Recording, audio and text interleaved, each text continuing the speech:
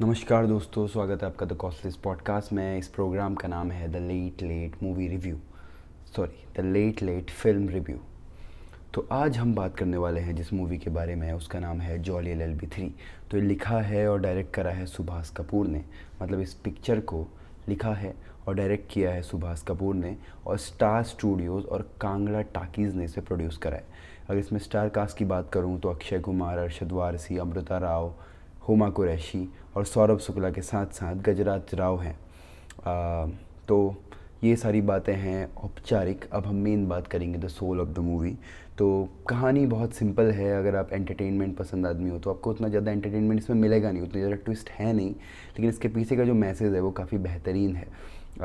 Comedy है इसमें, बेहतरीन कॉमेडी है। Like Golmaal and that other kind of picture, पापा का बैंड बजाएं, दोज काइंड ऑफ मूवीज़। तो उस टाइप की कॉमेडी आपको इसमें मिलेगी। दो जॉलीज़ हैं, जॉली 1 जॉली 2, और बहुत सारा ऐसा प्लॉट है। तो जो इसका रियल प्लॉट है वो होता है शुरू दिल्ली कोर्ट में, दिल्ली की एक कोर्ट में, जहाँ पे सौरभ शुक्ला हमारे वही जज होते हैं, गुलाबो, दैट काइंड ऑफ जज। तो वहाँ पे इसकी कहानी स्टार्ट होती है। तो सौरभ शुक्ला के पास एक केस जाता है, और वो केस क्या है वो मैं आपको नहीं बताऊंगा क्योंकि वो स्पॉइलर हो जाएगा। I don't want to give you that much spoilers. लेकिन इसके पीछे जो इसमें दिखाने की कोशिश करी गई है वो मैं आपको बताऊंगा। तो पहली बात जो मुझे इसमें सबसे ज़्यादा पसंद आई, तो मुझे लगा पहली बार कि यार बॉलीवुड ने कुछ स्पाइन दिखाई है, मतलब दिखाया कि उसके पास रीढ़ की हड्डी बची हुई है अभी। अभी वो पूरे उन्होंने मतलब कैचवे नहीं बने, पूरे बेंड नहीं हुए हैं। वो एक कहानी है ना, हमने आपको चरण स्पर्श करने को बोला, आप तो दंडवत हो गए। तो अभी तक दंडवत नहीं हुए हैं क्योंकि उन्होंने मतलब ये जो हिपोक्रेसी है गवर्नमेंट की, उसको बहुत अच्छे तरीके से दिखाया है कैसे एक जो बिजनेसमैन है और जो प्रशासन है उसके बीच की साठ-गांठ कैसे एक सामान्य जनता के लिए और उन लोगों के लिए जो बहुत गरीब हैं, मतलब अपने बहुत पिछड़े हुए हैं, उनके लिए जो अपने बहुत पीछे हैं, हमारे देश में बहुत पिछड़े हुए हैं, उन लोगों के लिए कैसे आफत बन जाती है। उसके साथ साथ कॉमेडी का तड़का लगाते एक बहुत ही मौलिक बात ये हमारे सामने रखते हैं, वह है हमारी आज़ादी, बोलने की आज़ादी या किसी चीज़ को चुनने की आज़ादी, कि मेरी मर्जी। At the end of the movie जब वो कोर्ट में फाइनल आर्ग्यूमेंट होता है तो सौरभ शुक्ला वहाँ पे एक बहुत ही बेहतरीन बात बोलते हैं, मेरा घर मेरी मर्जी। तो ये बात जो है वो डिस्क्राइब करती है पूरी मूवी के नैरेटिव को, कि मूवी में क्या कहना चाह रहे हैं डायरेक्टर। वो ये कहना चाह रहे हैं कि इफ़ यू आर अ नौकरशाह, अगर आप एक सिविल सर्वेंट हो तो आपकी मर्जी मैटर करती है। If you are a politician your wish matters, अगर आप एक बड़े उद्योगपति हो तो आपकी मर्जी मैटर करती है। लेकिन अगर एक गरीब आदमी है तो उसकी मर्जी क्यों मैटर नहीं करती? That means it's they are questioning about the equality. हमारा भारतीय संविधान सभी को एकता के अवसर प्रदान करने की बात करता है। तो उसी के बिना पे ये हमसे सवाल पूछता है, जनता से सवाल पूछता है कि जब बड़े लोगों की मर्जी मैटर करती है, अगर वो बड़े लोग एक गरीब आदमी के इक्वल हैं जैसा कि संविधान हमसे वादा करता है, तो क्यों उनकी मर्जी मैटर नहीं की जाती? क्यों हमेशा विकास के नाम पे बस्तियों को तोड़ा जाता है, या हमेशा सेक्रीफाइस गरीब लोगों को ही क्यों देना पड़ता है? तो इस बारे में ये मूवी सवाल करती है और बहुत ही बेहतरीन तरीके से दिखाती है कि किस तरीके से इनका सिंडिकेट काम करता है। एक जो अरबपति होता है वो कैसे एक नोबल व्यक्ति की तरह हमारे सामने पेश आता है, लेकिन उसकी रियलिटी क्या है। और जो हमारा कैपिटलिज्म है, क्रोनी कैपिटलिज्म, आई गेस कि मैं सही वर्ड यूज़ कर रहा हूँ इसके लिए, कि उसमें दोगलापन है। मूवी के दौरान जब उनकी अंतिम हेयरिंग होती है तो वहाँ पे एक सीन है कि जो अमीर होता है, मतलब जो दो पार्टी के बीच में केस चल रहा है, the rich guy, who is the rich guy there, तो उसका जो वकील है वो बोलता है कि किसान जो है, भारत जो है, भारत के किसानों को अपनी ज़मीन बेच के शेयर मार्केट में अपना पैसा इन्वेस्ट करना चाहिए, तो उनको उससे फ़ायदा मिलेगा। तो उसके काउंटर में एक बहुत बेहतरीन आंसर मिलता है। तो दैट वाई लाइक वो एक मौलिक सवाल है कि मतलब आज के समय में हमारे देश में इतनी ऊंचाई, मतलब इतनी ज़्यादा इन्फॉर्मेशन है कि हमको बेसिक चीज़ें नहीं पता कि भाई अगर वो किसान अपनी ज़मीन बेचकर शेयर मार्केट में इन्वेस्ट करेगा तो खाना कहाँ से आएगा? तो उसके काउंटर में अक्षय कुमार जो है वो जवाब देते हैं कि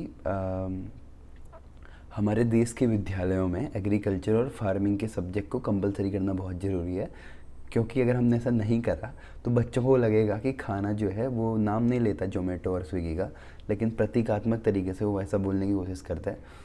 and at the and they just show that सत्यमेव जयते, देश की जुडिशरी में अभी भी पावर है, बस आपको एफर्ट करने की ज़रूरत है।